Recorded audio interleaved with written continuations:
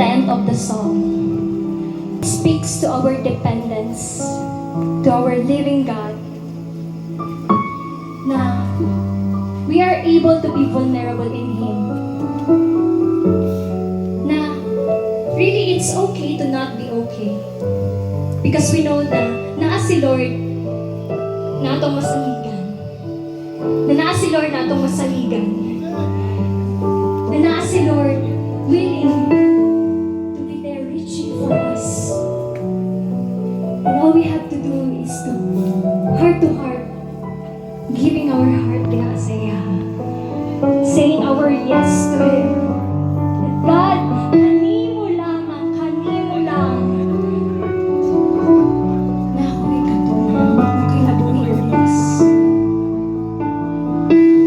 Knowing na Ikaw lamang ako masaligan, that You are my only hope, Jesus.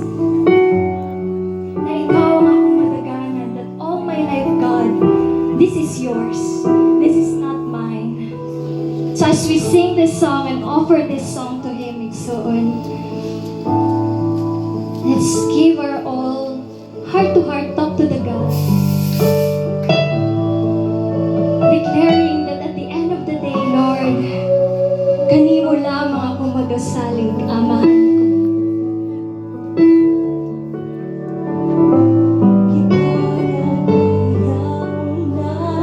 Ang kinabuhi ko sa wala pa ako.